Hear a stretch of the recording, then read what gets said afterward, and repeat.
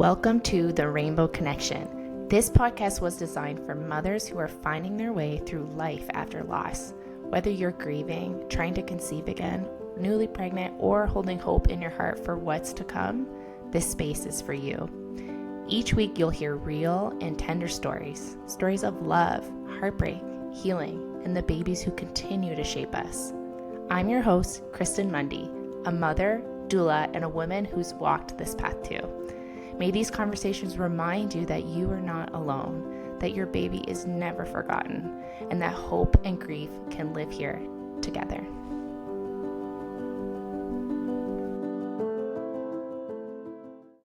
Before we dive into today's episode, I want to take a moment to tell you a little bit about Reclaim, my trauma-informed online birth course that was created for mothers who are pregnant after loss.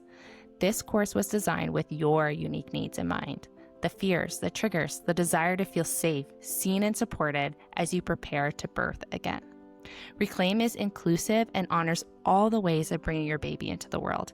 Whether you're planning a cesarean, a home birth, a hospital birth, or something in between, you deserve to feel safe in your body and to fully understand all your options every step of the way. If you're navigating pregnancy after loss and want a birth course that truly understands, you can learn more at thedoulalife.ca/reclaim. And as a special offer to my podcast listeners, use code RECLAIM to get $100 off.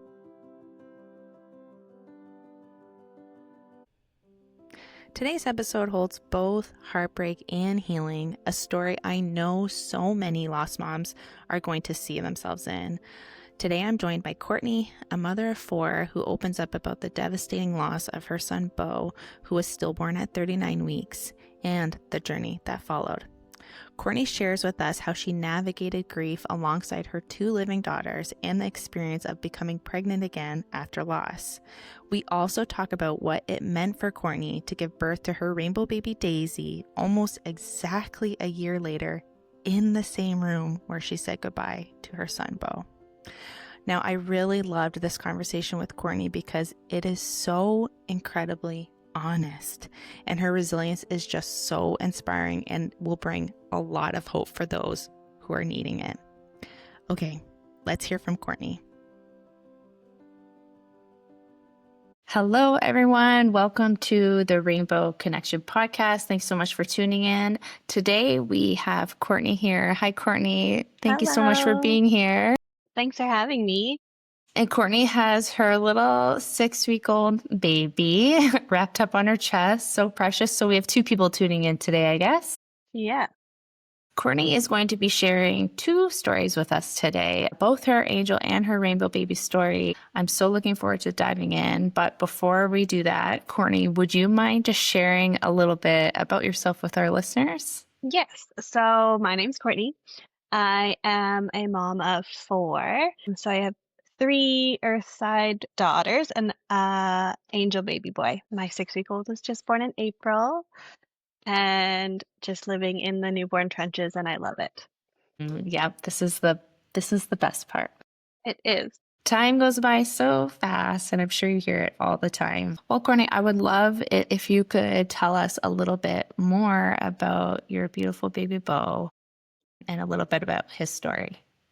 Of course. So my husband and I had decided to have our 3rd and final baby, and wanting to keep that, like, knowing it's our last, I was very into, like, let's not find out the gender. Let's, like, make everything a huge surprise. Like, it's our last one. I want to know that, like, surprise, genuine feeling. So my pregnancy went on. It was really normal. We did everything I was usually doing. Nothing changed. And I remember down to the final weeks, and you're just so uncomfortable. And I had a routine midwife appointment. Okay. And she was coming to our house because they had overbooked at the clinic, and they called and they're like, do you need anything like urgent? And I was like, absolutely not. Like, everything's fine. Like, 3rd one, no big deal. Just come whenever you can. So the on-call midwife came to the house, and we were just chatting, and things I was telling her were like, oh, it sounds like things might get started soon. And I was like, I hope so. I'm so uncomfortable. Like, let's just get this going. I want to meet this baby. And I can remember her like going to measure my tummy and listen for his heartbeat. And my dog came up and was nudging her out of the way, like wanted her nowhere near me. And we were both like, this is so weird. Like the midwives have been to my house so many times. Why is she being so protective? And when she went to find his heartbeat, we we heard nothing. We tried a bunch, and then we decided like maybe let's just go to the hospital. And at the time I was on my own. My husband was in Toronto, picking up my mom from the airport who lives in BC to come for the birth and everything else. So I called him and was like, I don't know if this is something that like is super urgent, but we can't find his heartbeat at the home, so we're just going to the hospital. I'm gonna ride with her. Like I'll keep in touch and we'll let you know. So I get in the car with my midwife, and I wasn't feeling super worried because I thought I could feel him moving. Now I know like it was him swaying, because he had already passed. And I started to know she was worried when she ran a red light. And then I felt my heart starting to race, and I messaged my husband and said, maybe you should come home. And at the time, he had already made the decision to turn around and come home. At this point, was she communicating to you in the car? She was talking with me that like, we're just going to go in, we're going to go up to the NST room. Like things might move pretty quickly, but I'll talk you through it. Like everything's going to be fine. I'm not worried. After talking to her, I know that she was worried, but tried to keep me as calm as possible. So we get to the hospital and walk quite quickly up to the second floor. And she was like definitely trying to distract me, like talking about like the last time I was here, it was her knee surgery, like things that were just very mundane. And then as soon as we get up and into the NST room, like she had obviously, when I was getting changed, called ahead because everyone was there and like rushed me into the NST room. There were two nurses and my midwife. And as soon as she put that like big Doppler, like NST heart rate monitor on me, there was nothing. And I just remember looking at her and being like, no, this isn't happening. And she was like, stop, stop. It's okay. It's okay. Like roll over. And then another nurse came in and had Dopplers on me. And one nurse was asking me, like, when's the last time you ate? We were probably going to prep you for a C-section. They, at the time, thought maybe they heard a faint heartbeat. Okay. So they were prepping for all of the options at the time. And then they called the OB in with the ultrasound. And my husband was on speakerphone at the time. And I remember everyone just being still and quiet when the ultrasound's on me. And then she turned the ultrasound off, and I was looking her right in the eyes and saying no over and over again, and her just saying I'm sorry, there's no heartbeat. And I was 39 weeks in one day. And I just remember like my husband yelling on the phone, like, is this it? What do we do? What can we do? And me yelling, and like my midwife just like holding me. And it was just like the most out of body experience. Like it's just bizarre to even like still think that those words were said to me. Then after that, one of the nurses asked if like, is there someone that I can call to bring, like to come here to be with you until your husband gets here? And she called my best friend who was at work at the time, and she rushed over. So she sat with me until my husband Matt got there, which was nice to have like somebody close with me. Yeah. So when Matt had got there, we moved over to a labor and delivery room. And did he have your mom with him? So he turned around before Okay. getting my mom, and I have a very, very, very close friend who's also a midwife in Kitchener-Waterloo, and I had called her directly after, and we just were crying, and she went into like full, like, what do I need to do mode. And she said, who's getting your mom? And I was like, I don't know. And she's like, listen, I'm on call, but I'm calling another midwife. She's going to take over. I'm going to get your mom. Hmm. And I was like, okay. Like, I couldn't make a decision to save my life at the time. So she drove to Toronto, picked up my mom, and they drove to Collingwood, which was really wonderful that my mom was there. But so Matt gets there, and we're just like having our alone time in that room, and like just trying to like work out how. And then the midwife comes in and the OB comes in, and I remember saying like, well, obviously I'm going to have a C-section.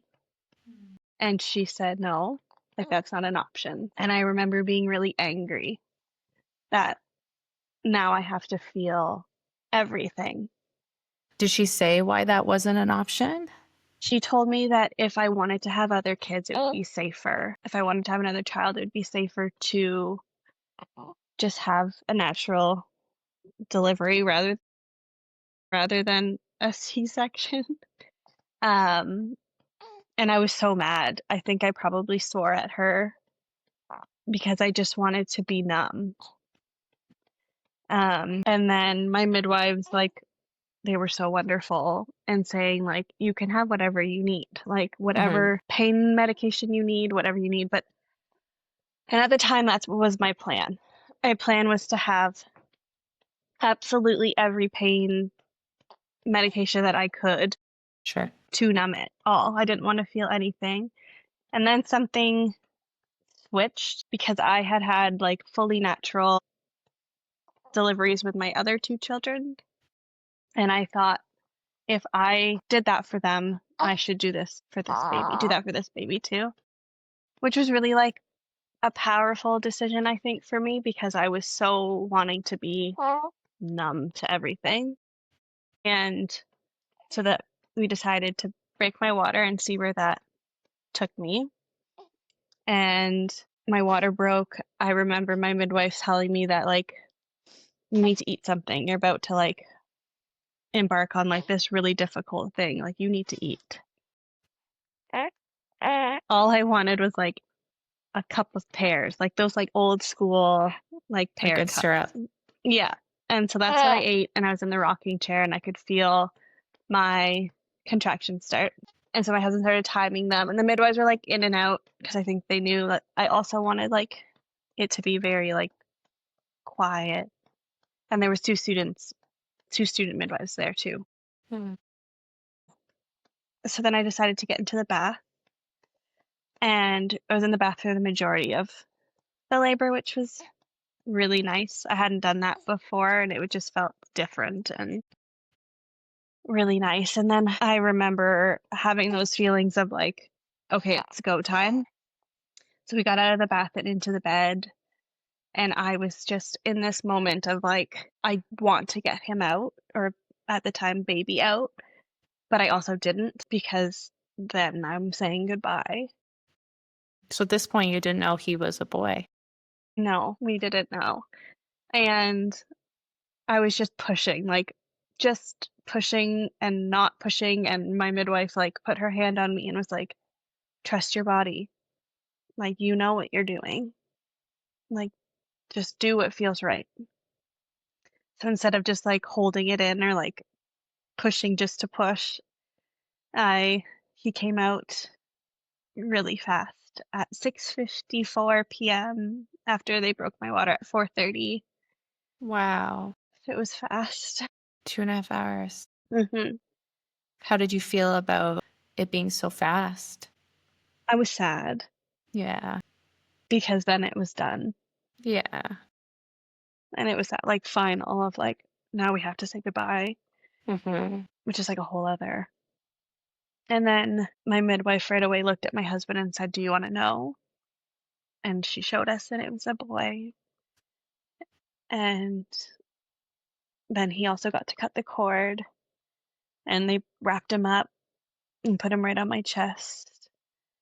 And I can just remember both of us saying, "I'm so sorry, I'm so sorry, I'm so sorry." And we knew right away his name was Beau. That was always our boy's name, like right from the beginning. Um, so he's just on my chest, and we're continuously apologizing to him. And the midwives did what they had to do, and then they ran out of the room to give us our time. And it was just that moment, those moments are still so hazy to me. Well, even a birth, just birthing that fast, right? It's so much to process at once. It's, yeah, Mhm. yeah. And just being in that, I just did that, but then I didn't do that at the same time, that horrible feeling. And we got to stay with him. My husband at the time so he was really having a hard time wanting to be with our girls, wanting to Hmm. be at home with the girls because he just felt like he needed to hug them and love them. And And get love. Yeah. yeah, and my midwife, thank God for her, she said, "You're gonna want pictures." That obviously doesn't cross my mind. And one of my wonderful friends is a photographer, and she came right away and took some amazing photos. And at the time, it was really difficult, especially for my husband, Matt, because he kept saying, pictures are for celebrating. You take pictures when you're celebrating. That we aren't celebrating. Hmm. So she was there taking pictures just for a short time, but got so many wonderful photos of him. My husband had the same feelings, just like, this feels weird. Like, what are we gonna do with these photos? And then you look back and you're like, thank God we took those. Exactly. That's what he says all the time whenever we look at them. Thank God we have these photos. What would we do if we didn't we would have so much regret. And then, so we stayed with him until about midnight because we picked all of those things when they're like, you have to pick a funeral home, you have to do all this. And they're like, what? Hmm. I don't know how to do any of these things. What am I literally that one. I don't know. And I just couldn't fathom the idea of handing over my son to someone I didn't know when the funeral director came. I just couldn't, like, I just couldn't do it. And even though I wanted to stay with him for however long, I also wanted to get home to my girls. And I wanted that love, and I wanted that, try to figure out how do we tell them what happened because they were so involved in the whole pregnancy. How old were your girls at this time? They were 6 and 4. So they would have been really involved. Yeah. Super. And so my midwife, I gave him to her. She wrapped him up because my mom had got there. Sorry, just as I pushed out the placenta, my mom arrived, Hmm. which was so magical that she was able to meet him and be there. And she had made a blanket for the baby. So we got to wrap him in that blanket. So when I gave him to my midwife, she rewrapped him in a new blanket so that I could then keep his blanket. And just walking out of that room, leaving him just with a box, like your care box of. And I remember because of the time that we had to walk through the emergency room, and there were so many people there, and I was just holding this box in a wheelchair. These people have no idea. That your world just fell apart. Yeah. They have no idea. The tragedy that just happened upstairs. Hmm. And that was I remember in the days after being there's cars driving. How is the world going on? Yeah, how are you still doing this? And it was just, yeah. But now I look back on his birth, And I'm so happy that I did that, that I did it. You did do it. Yeah, you did. You gave him a beautiful experience. Yeah, and it sounds like your friends really showed up for you. It sounds like you were surrounded by a lot of love of people that really care for you and this baby. Which was so special at that time to know that, like, I just had to say, "Help," and they all came. What was it like for you guys to come home after that? Horrible. Yeah. My mom came home before, and she put away, like, things that she knew would be triggering, and I remember at the time, like, a couple days before, I had said, "Matt, please bring up the bassinet," and he didn't, and as we pulled into the driveway, I remember looking at him and saying, "Thank you for not bringing up the bassinet." Mm-hmm. And we got home, and I just remember, like, crumbling on the couch, and my mom was there and Matt, and we were just all hugging, and it's just such a blur of those first moments of, like, I took a shower, like, my mom helped me in the shower, and crawling into bed knowing that, like, I just gave birth, but I don't have that baby with me, and still having, like, because we wanted a home birth, and still having, like, the box of all of the material sitting in my room, and thinking, like, I just wanna chuck them out the window. Like, this isn't real life. Like, I'm gonna wake up and it's all gonna be A over. horrible dream. Yeah. Yeah. And then knowing that, like, we somehow in the morning have to tell our daughters that the baby that they were waiting for isn't here. Yeah. What was that like for you guys? We had discussed, like, when we weren't sleeping in the night, how we wanted to approach it, and just saying, like, reminding them that we're both okay. Like, we are, mommy and daddy are okay. Like, we're still here. But something happened and we don't know what it was. But our baby's heart stopped beating, and now he's in heaven, and, like, that was our thought of how we would do it, and our girls in the morning crawled into bed with us. And after, like, their day before was a complete whirlwind because I was supposed to pick my oldest up at school early for a doctor's appointment, and I didn't. Yeah. And we had to, like, call an old kindergarten teacher to pick up the girls from school, and then a friend from across the street picked them up from there and, like, took them out for dinner and just tried to make their afternoon, like, distracted as possible instead of Sure. asking, like, "Where's mommy and daddy?" So they crawled into bed with us in the morning, and they were so excited to see us and, like, "Where have you been?" And Why was yesterday so crazy? yeah, so we just opened it exactly with saying, like, "I'm okay. Mommy is physically okay. Nothing's wrong with mommy, but our baby is no longer here." Like, we showed them my stomach and how it was squishy and, like, the baby wasn't in there because my 4-year-old was very like, "But you still have a tummy. He's like, baby's still in there." And Mm-hmm. so we told them that, like, I gave birth to him and we got mommy and daddy got to have some time with him and that he was their little brother.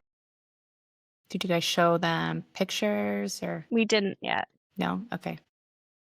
And our youngest was very concerned. She's a very empathetic little girl, and she was very concerned with us and me, and because I was crying and daddy was crying, and we had told them, like, you can stay home today, like, we're just all gonna have, like, time together. And our oldest was very much like, nope, I am going to school. I am not staying home. I need to go to school, Mm. which was hard for me to think, like, what is the right thing to do when your son just passes away and your oldest daughter wants to be like nothing happened. And so she went to school and we called the school and told them like what had happened just so that her teacher was prepared. And she opened up to the teacher at school and told her that the baby passed. And when she got home that night, she was quite emotional. And we basically just all hunkered down in our room for like the first month. Yeah. We all slept in the bed Cuddled and together. Yeah. And I remember that first day, our youngest, our middle, Briar, she wanted Matt to color with her. And so he went and was coloring with her, and he started crying. And I looked back, and she was just rubbing his back. And it was just like, oh, like, you are such an empathetic little girl, and she still is like that. Like, they take turns at night cuddling the blanket that he was wrapped in. They look at pictures of him all the time and talk about him and tell their friends that like they have another little sister and there's four of them, and this isn't Briar's first time being a big sister. Like she also has Beau, which is it's so powerful to me that like I've done something to show them that it's okay to talk about it and to share about him and to want to show pictures of him to their friends and their teachers. And it's just so children have such a beautiful way of just being able to feel things and just feel like it's not complex for them. It's like, I feel this and here it is. And adults are just like so uncomfortable going there sometimes. right. Like I've seen it with the girls, like when they were like, there was a time where when I was pregnant with Daisy and someone would say like, oh, you have your hands full or something, and Taylor, my oldest, would be like, yeah, but this is her fourth. Mommy, tell them why this is their fourth. I'm like, this is Oh, the grocery store like clerk. She doesn't need to know. yeah. Like she just wants everyone just to know, and she's like, why can't they just talk about it? Like, why not? Yeah. Why are we making it so complicated? Like, why are we making it awkward? It's just, this is it. Like, this is the truth. Right? And it's just magical that the way they were in those first few days and being open and feeling all of their emotions and still being like that. While we take a quick break, I wanted to introduce you to The Haven, my signature 12-week support program for mothers who are pregnant again after miscarriage, stillbirth, or infant loss. The Haven isn't just a course. It's a trauma-informed, community-centered program that includes weekly live workshops, expert guest speakers, and ongoing dual support from me, your dedicated pregnancy after loss doula, anytime you need it. You'll also receive guided journaling prompts, full access to my 13-module pregnancy after loss birth course, Reclaim, and a warm, intimate community of other PAL mothers, a place where you can be real, be held, and be reminded that you are not alone in this.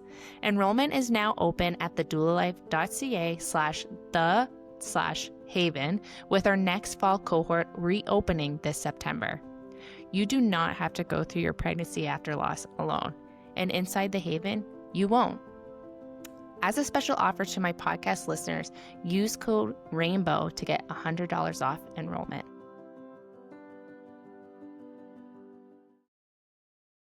Mm-hmm. What was it like for you guys after that? I know that some of us, we want to get pregnant right away. We have that ache and that urge. And some of us are like, I can't think about getting pregnant again. Where did you guys kind of fall? So I remember like in the delivery room, I was like very much, I'm never having any more kids. Like this is it. Like this is done. I'm never doing this again.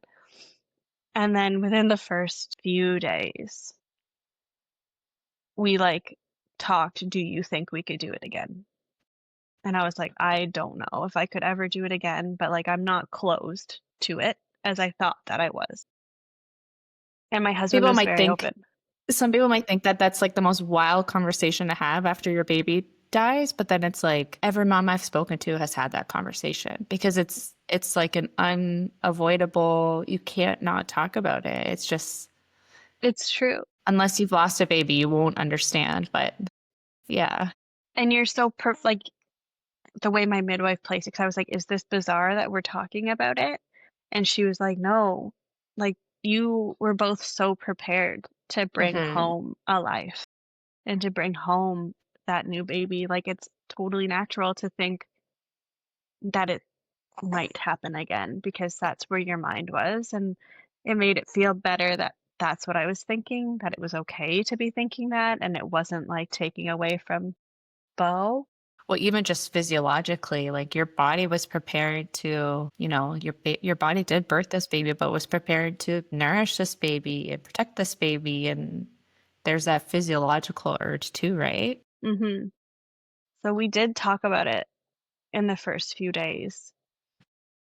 And then, like, it would just, like, come up and go, like, just not super seriously talk about it, but definitely got to a point where we were like, "When I'm ready, emotionally and physically, like, maybe we'll really think about it and talk about it more seriously." And then my husband was very much, like, aware that that would be very difficult for me not to have my mom here and him going back to work and then being, like, completely alone in the house. So he, on a whim one night when I was asleep, booked a trip to Punta Cana, and it was like, "I think this is what we need." And I was like, "I have no idea what's going on at the moment." So and it was actually probably the best thing that we did to get out of the town because Was it just you two or did you bring your kids? we brought the girls, like, just to make it, like, something that we're doing. We talked about Beau the whole trip. We wrote the girls were writing his name in the sand, and, like, we were looking for butterflies to just bring home Hmm. and shells and sea glass that Taylor wanted to put around his, like, urn, and it was just a great trip for us as a family to talk about him and to remind ourselves that, like, we have each other and that's what we need, and this is how we can different ways we can honor him, which was really at the time, I felt like it was bizarre that that's what we were doing, and I didn't wanna go, and I'm happy that we did. And it was a better transition. Sometimes it's nice to just remove yourself too from this life that you're constantly being reminded of is moving on. And Exactly. you're like, I need to get out of here. So sometimes it could be nice. Yeah. Yeah, which it was. And especially if you're all inclusive, because then you're not having to cook, you're not having to clean, Yeah, just taking those little micro loads off that end up being a lot, right? Especially when you're grieving. completely. Like, not have to think about anything and just be able to grieve Hmm. and journal and do everything. Yeah. So I would love to hear what trying again looked for you guys. Well, I would say, like, 3 months postpartum, I was, like, open to it. Like, "Okay, I think that we could do maybe in a month or 2, try." Like, but then I was pregnant. Surprise. Yeah. I kind of knew I was pregnant, but I delayed taking a test for a very long time because I was terrified. That makes it real. Yeah. And I did take, I think, 6 tests, and they were all very, very, very positive. Mm. So we were so happy. And I remember FaceTiming Matt because he's at the fire hall. He's a firefighter. When he, when I took the test, I was just like, I'm alone. I'm just going to do it. And I FaceTimed him, and he was like, well, here we go again. It's like, yep. And he's like, okay, like, how do you feel? I was like, I don't know. I'm happy, but I'm not wanting to open myself up too much Hmm. because I had also had a miscarriage right before Beau. So I was very much like, I know all of these things can happen. Like, I'm not naive to it anymore. Like, I can't open myself up. just yet. I remember I called my midwife because she was still a very big part of our life after our like discharge and everything. And I told her, and she was so excited and Mm. telling me like this is good. Like this is what we've talked about. You've wanted this. Like it's okay to have all of these feelings. Like very much reassuring to me that I'm everything I'm going through is very much normal. And then I slowly started telling like people very close to me, but I didn't even like I didn't want to tell a lot of people. Like I wanted this to be ours for a little while longer because I was so terrified. Like I didn't want to share this news because I felt like I would jinx it. And I remember my friend said something to me the other day that she remembers even when I was like super, super pregnant and she would try to talk to me about my pregnancy, that I would be like, yeah, it's fine. Anyways, like very much want to like push it to the side, pretend it's not there, talk about it after it's done. And she thought like, okay, that's how she's coping. Like this is what Courtney needs to don't push her to talk about her pregnancy. Like that's just when she's ready, she'll talk about it. Mhm. And I would say in the second trimester is when I was most open to talking about it. But then as soon as I hit that third trimester, I was more terrified than I think most people are in the first 12 weeks. Because like we know that like all of these horrible things that could happen. And I was getting shared care at the time through the OBs and the midwives, which was very helpful for me. I was getting weekly ultrasounds and weekly NSTs and drop in NSTs as many times as I wanted. And I was going to a bereavement group that was really helpful, and talking to other people that had this experience and then pregnancy after loss. And it was, as much as I talked about it, I still was terrified. I just wanted to pretend it wasn't there, to be honest. And then we had decided to have my OB decided she wanted to induce labor at 37 weeks because Beau passed away like just at 39. Mhm. Did they ever figure out We have no why? idea. Okay, so they just wanted to err on the side of caution. I was totally fine with that. I was just like, yes, the sooner we can get this baby out, the better. And we did know it was a girl at this time. So I remember going into like different appointments with my midwives, and they were very much not into the 37-week induction. But I was like, don't come for me. Like I need to get this baby out. Like, and they understood that. I was like, I can't. Like my anxiety is at its peak. Yeah, well, you have to weigh out what is like the bigger risk at this point. Like Right. you're not coping. I mean, that has its own, issues as well, right? So, Yeah.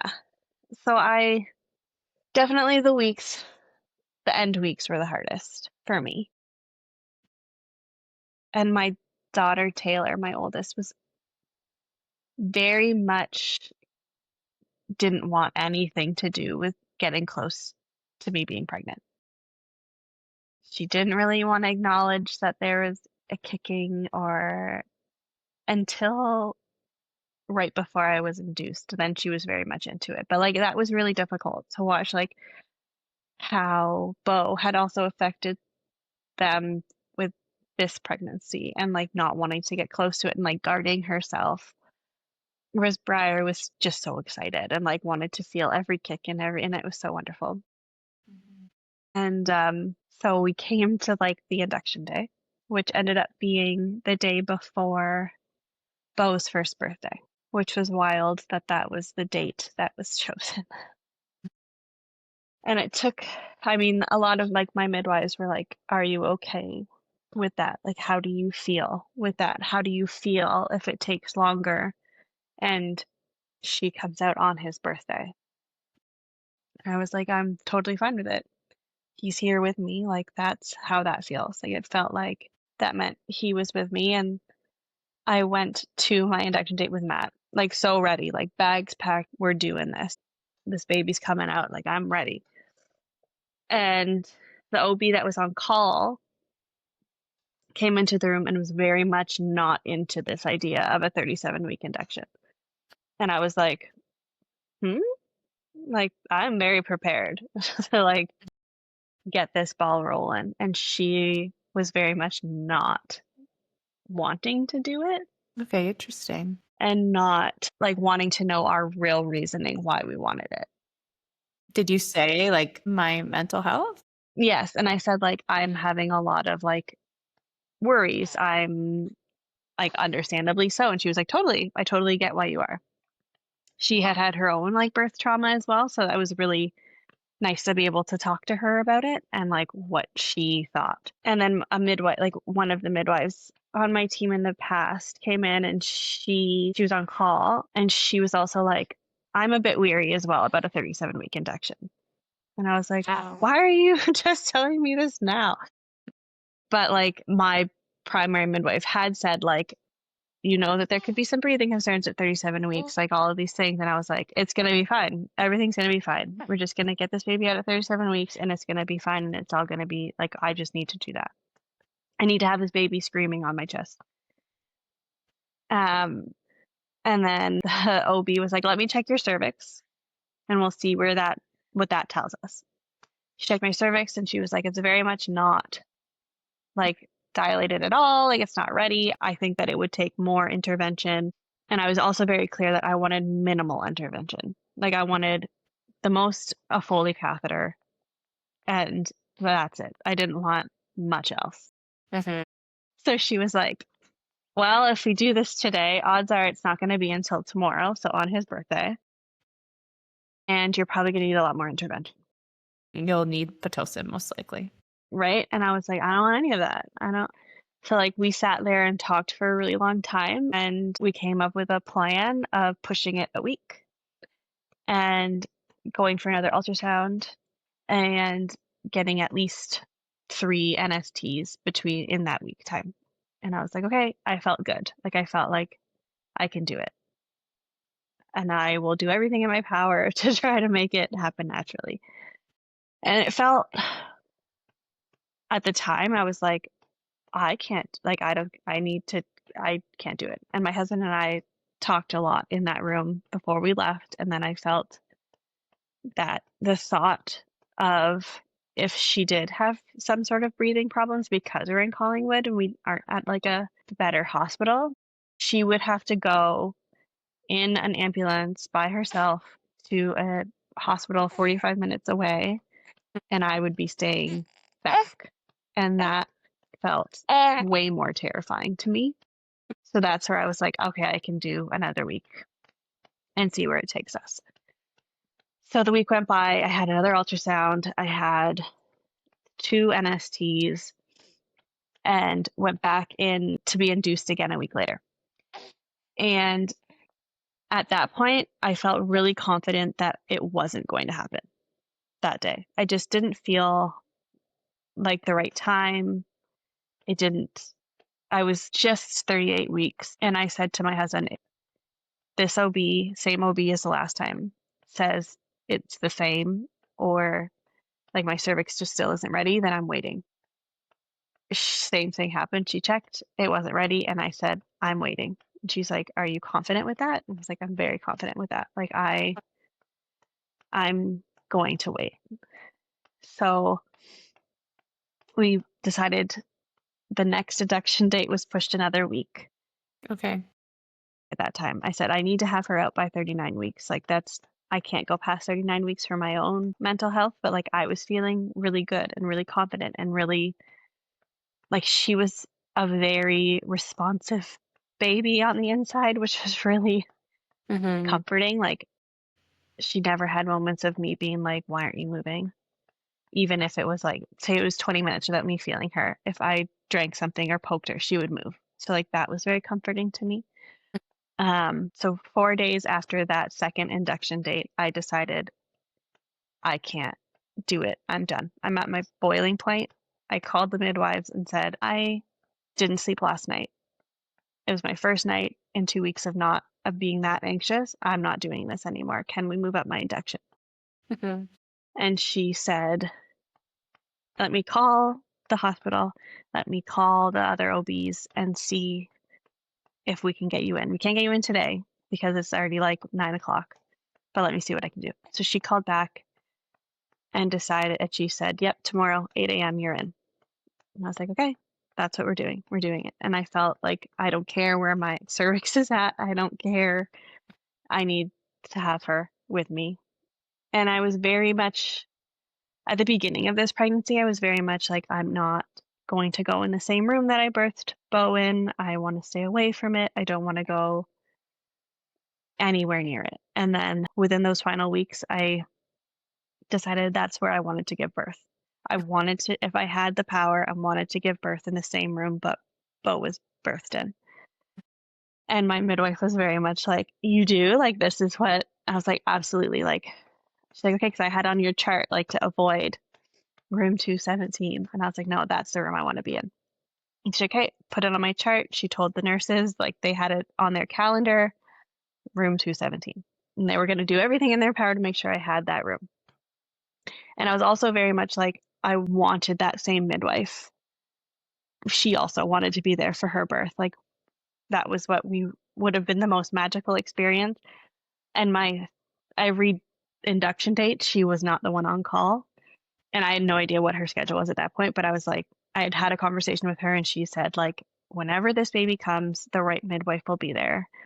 The right team will be there and it will be the right moment and everything will fall into place and it will be magic. Mhm. And so I went and got my Foley catheter put in on that day. My cervix was much more ready. Foley catheter put in on the 26th of April.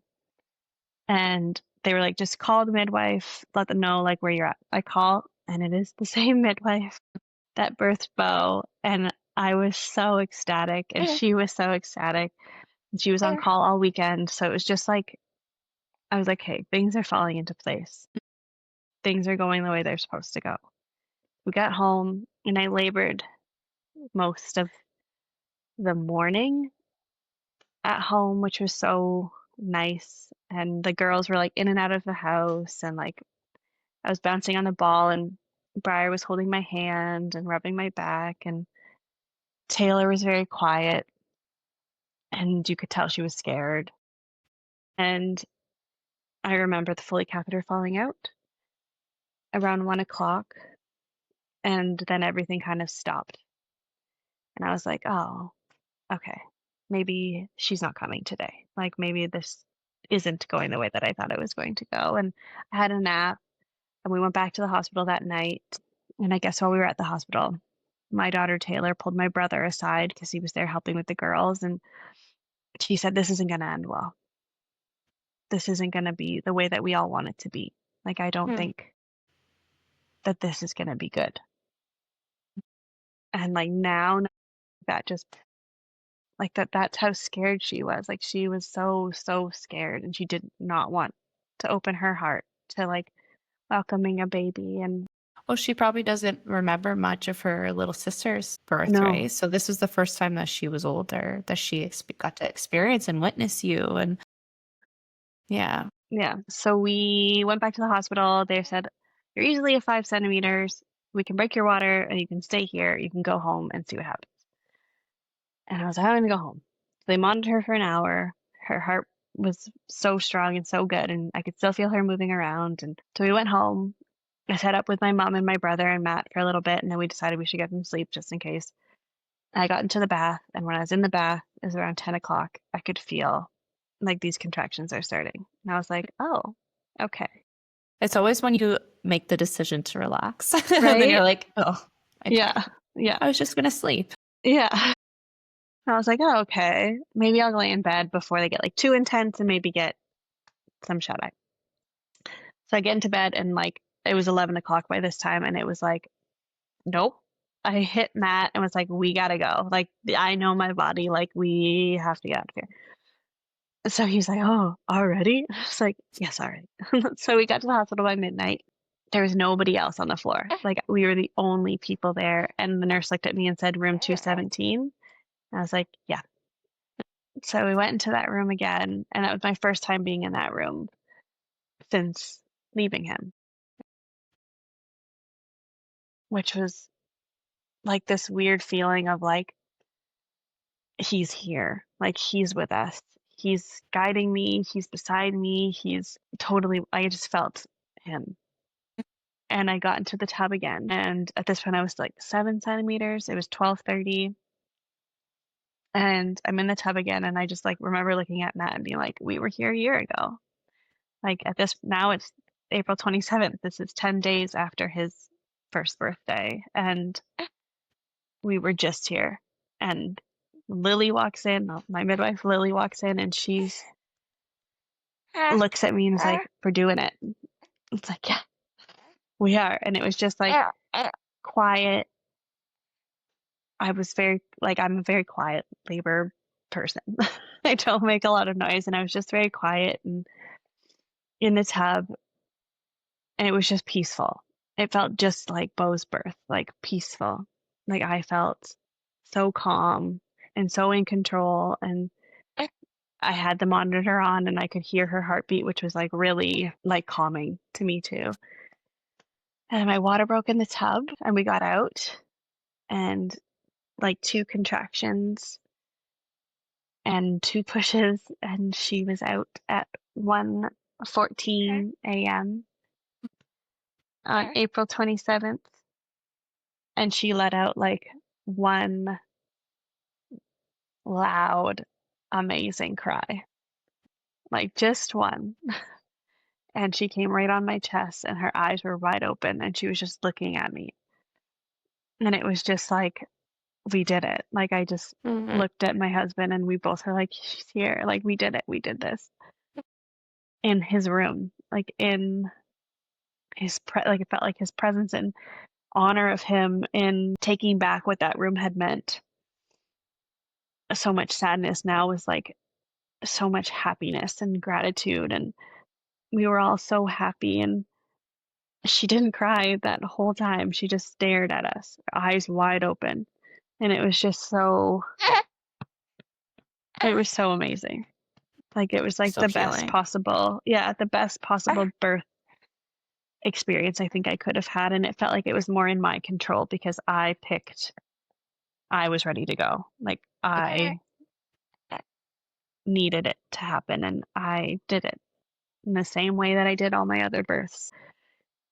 And it felt so wonderful. It's so beautiful. Mm-hmm. The biggest exhale of your life. Like, honest, like, she's here. She cried. She's okay. Just like that. Just like that. Okay? Just like that. So sweet. It's pretty sweet. I love that age so much. It's so fun. You're giving me the baby fever.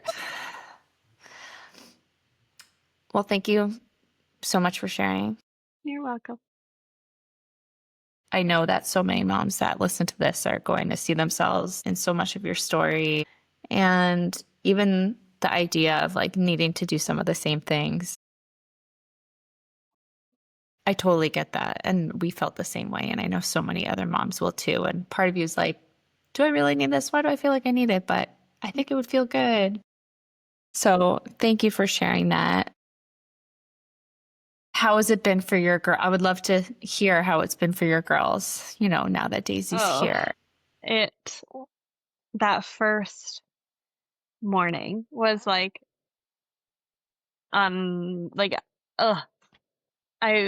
husband was like, we have to get home before they wake up. We have to get home now. And I was like, babe, it is 2 a.m. They are not going to be awake for a while. Like, let's just chill out. So we went home at like 6, just in case they were up really early. And all of us laid on the couch. And eventually by 8 o'clock, my husband was like, I can't wait anymore. He woke them up. They came downstairs. And like, especially Taylor, because she had such a difficult time. The look on her face and the look of both of them, they were like, Mommy. she's here. And I was like, she's here. And like, she's so little. And they were just absolutely obsessed with her right from the beginning, like wanting to touch her, be next to her, or hold her and just love on her. It was so special Mhm. having that morning rather than that like devastating morning that had happened a year prior. Just so healing. They had an exhale too, right? That's like a They did. whole collective exhale. Yeah. And my tailor ran upstairs and got Beau's blanket and brought it down for her. And she had a little dog that she got right after his birth. She called it her Beau boy. Brought it downstairs and put it right next to her. And she's like, she needs to know that Beau's here too. I was like, "Hey, yep." And it was just so magical. I love that. Well, thank you so much for sharing, Courtney. It's been a pleasure to, hear your story and hear about Beau and hear about Daisy. And yeah, I'm just so thankful to have you on here. Thanks for having me. Thank you so much to Courtney for being here and sharing her heart, her babies, and her story with us. Her love for Beau and her incredible courage in sharing both the heartbreak and the loss and the hope of welcoming Daisy is such a powerful reminder of the strength it takes to keep going and all the ways that we carry our babies with us always. Now, if her story touched you, please consider sharing this episode with someone who might need it too. Until next time, take care of your heart. Your babies are never forgotten, and neither are you. If you enjoyed today's episode and you are looking to feel a little less alone in life after loss, don't forget to hit subscribe so you can continue hearing real, honest stories from mothers who've walked this path too, and to stay up to date with all future episodes of The Rainbow Connection. If you're looking to connect more, Instagram is where I hang out most, so come and join me in a beautiful community of lost moms for PAL-specific birth education, real-life grief talk, and deep solidarity. You can find me at the.doula.life. And don't forget to check out today's show notes for any resources mentioned in this episode, or head to thedoulalife.ca/podcast for more. And remember, you are never alone. I'll see you in the next episode.